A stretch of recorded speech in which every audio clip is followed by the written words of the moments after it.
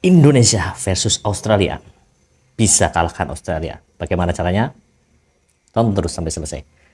Assalamualaikum warahmatullahi wabarakatuh. Selamat datang di Mas Peci Gol.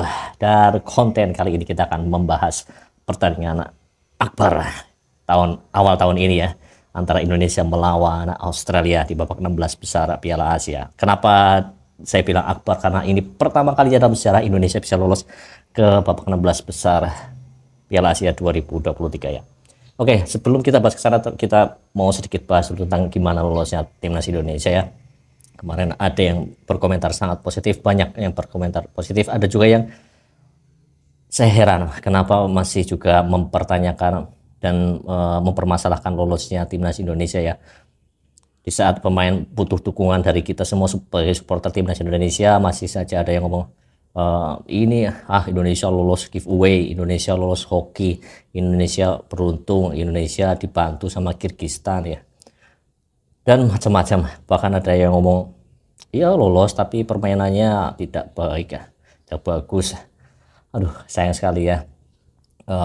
Menurut saya itu hanya segelintir orang yang tidak ingin timnas kita maju ya, apalagi ini satu-satunya atau ini adalah waktunya timnas kita untuk unjuk gigi tentunya di kawasan Asia ya, bagaimana kita nanti akan menghadapi Australia. Dan komentar-komentar seperti itu, netizen maupun pundit-pundit sepak bola yang mengatakan pesimisme kepada timnas Indonesia, ya saya harap segera tobat sih.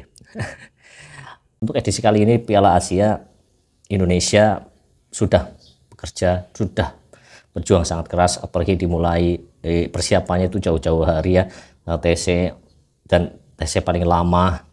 Kita sudah melihat perkembangannya gimana saat melawan tim-tim yang notabene hampir setara dengan lawan-lawan kita di Piala Asia ya, seperti Libya, seperti Iran ya. Di situ kita banyak belajar. Dan saat menghadapi Irak pun not bad, permainannya kita luar biasa. Semangat juang, mereka tak berhenti tanpa lelah. 90 menit itu luar biasa permainan, itu perjuangan mereka ya.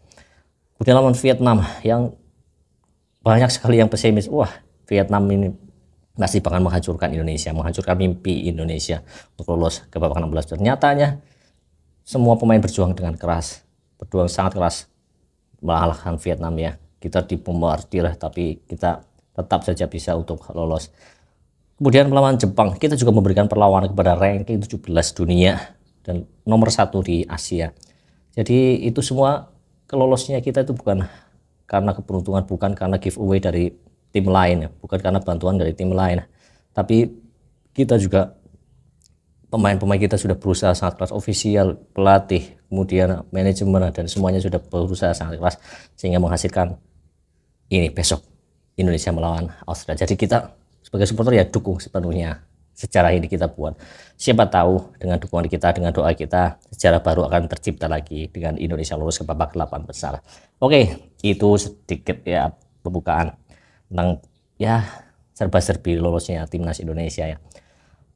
Kemudian untuk menghadapi Australia ya, kita punya harapan untuk menang, Yang pertama kita bahas dulu tentang pemain-pemain Australia ya. Pemain-pemain Australia ini memang kebanyakan bermain di Eropa, terutama Liga Inggris, ada sekitar 6 pemain, kemudian Liga Jerman juga ada. Tapi mereka ini sudah kental dengan sepak bola Eropa, jadi gaya mainnya juga gaya main sepak bola Eropa ya. Ini kemudian ini dari sekian pemain ya, ada beberapa pemain yang memang menonjol dan mereka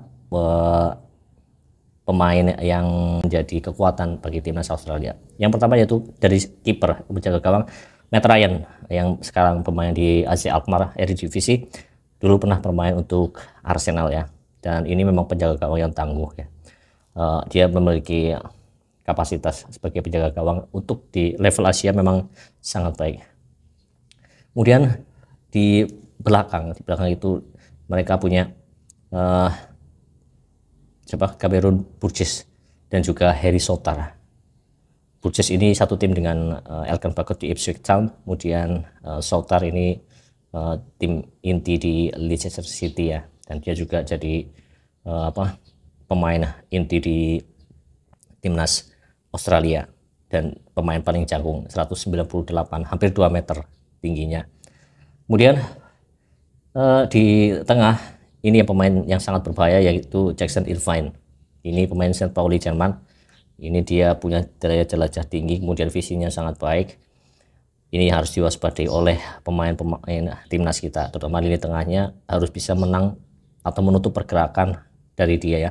Jangan sampai dia kasih bola ke depan atau dia menemukan celah ruang untuk shooting. Kemudian di depan ada Mitch Duke dan juga Martin Boyle. Martin Boyle ini kemarin yang gol penalti ke gawang Uzbekistan ya. Ini juga pemain yang berbahaya. Kemudian ada juga Kusidi Yenggi, kemudian ada Fornaroli, kemudian ada juga Silvera, kemudian ada Marco Tilio dan juga Craig Goodwin di lini serang mereka. Ini pemain-pemain yang rata-rata punya tinggi 180 cm ke atas, dan itu dari susunan pemainnya ya. Dari sisi taktikal, 3 match di grup kemarin Australia menerapkan 2 taktik yang berbeda. Saat taktik pertama, yaitu saat Australia melawan India, kemudian melawan Syria, dan kemudian melawan terakhir Uzbekistan ya, itu mereka mempunyai 2 pola. Yang pertama 4-2-3-1 saat melawan India, kemudian 4-3-3 saat melawan Suriah dan juga melawan Uzbekistan ya. Dan hasil positif diraih di 2 laga awal, yaitu saat melawan Syria dan juga melawan India ya, mampu menangkan pertandingan. Tapi di situ juga banyak sekali celah yang bisa untuk digali pemain-pemain timnas Indonesia ya. Dan formasi ini memang untuk penyerangan dari match timnas Australia itu memang nggak segarang timnas Jepang dan juga timnas Irak ya. Tapi mereka punya keunggulan yang sangat-sangat berbahaya kalau ini tidak diantisipasi oleh pemain-pemain timnas Indonesia, yaitu di tinggi badan. Mereka punya keunggulan di bola-bola atas ya. Dan bersyukur Indonesia punya pemain-pemain juga yang punya postur tinggi. Dan seperti Elkan Bagot, kemudian ada di situ juga ada Rizky Ridho, ada juga Justin Hubner dan juga Ivar Jenner, ada lagi kemudian bisa Sandy Walsh juga di belakang ya. Dan ini bisa kita manfaatkan, bisa kita redam di serangan dari Australia kalau mereka menggunakan bola-bola atas ya dari pemain-pemain itu, terutama Elkan Bagot ya. Mungkin nanti dia akan diinstruksikan untuk mengawal Harry Souter ya saat ada set piece di pertahanan. Oke, itu dari Australia. Memang sekarang ranking 25 FIFA dan mereka sudah pernah menjuarai Piala Asia tahun 2015. Saat itu Gary Cahill, masih eranya Gary Cahill, itu era emasnya mungkin ya Gary Cahill, karena waktu itu juga masuk Piala Dunia sampai 16 besar sebelum dikalahkan Italia ya. Dan gimana mengantisipasi serangan Australia, atau bagaimana prediksi formasi dan susunan pemain dari timnas Indonesia? Untuk kiper tetap saya percayakan kepada Hernando Ari, walaupun ada yang bilang terlalu pendek atau gimana, tapi tetap saya percayakan kepada Hernando Ari karena beberapa pertandingan ini juga bagus. Cuma di pertandingan terakhir memang agak sedikit gugup saat melawan Jepang ya, tapi overall bagus Hernando Ari ya. Kemudian untuk susunan back mungkin bisa sedikit dirubah. Di situ bisa 3 back, yaitu ada back tengah bisa Sandy Walsh, kemudian ada Jordi Amat dan juga Elkan Bagot. Ini untuk mengantisipasi bola-bola tinggi tadi ya. Kemudian di wing back kanan Kapten Asnawi bisa dimainkan. Kenapa? Karena dia mempunyai permainan yang keras langsung. Jadi jangan sampai timnas Australia ini memiliki banyak ruang untuk crossing. Jadi Asnawi yang kasih keras. Pokoknya jangan sampai pemain-pemain timnas Australia dari sayap itu bisa crossing ke tengah. Jadi untuk mengantisipasinya dikasih Asnawi. Sebelah kiri Shane Patinama. Ini saatnya Shane Patinama main karena dengan postur yang baik bisa mengimbangi fisik dari pemain-pemain Australia, sehingga sama seperti Asnawi tugasnya memutus serangan dari sayap sehingga mereka tidak mampu melakukan kartu crossing yang bola-bola atas ya. Kemudian di tengah Justin Hubner dan Ivar Jenner. Ini komposisi yang menurut saya bagus untuk meredam Irvine. Irvine ini memang harus benar-benar dikawal 100% di man to man marking, jangan sampai dia lolos ya. Jadi dua pivot ini bisa bekerja untuk menghajar Irvine ini ya. Karena selama 3 pertandingan ini dia yang paling menonjol, Irvine ini ya, pemain dari St. Pauli ini. Kemudian di depan kita punya Marcelino di kiri, Jakob Sayuri di kanan, dan di tengah Ramadan Sananta, atau bisa jadi di kiri Rafael Strike, di kanan Marcelino, di tengah Ramadan Sananta. Karena Jakob Sayuri kemarin juga belum maksimal di laga terakhir melawan Jepang ya, mungkin ada pertimbangan dari Coach Sintayong ya. Kemudian di Vietnam juga belum maksimal, tapi kita coba mungkin Rafael Strike, Sananta, dan Marcelino. Mereka bisa Marcelino juga kelihatan kemarin di melawan Jepang juga menonjol di tengah, dia bisa menutup pergerakan dari pemain-pemain Jepang ya. Cuman ini lawannya lebih secara fisik lebih tinggi, jadi kita juga harus punya pemain yang kuat dalam bola-bola atas, juga kuat dalam fisiknya untuk bertarung ya. Rafael Strike sangat cocok, Sananta juga cocok.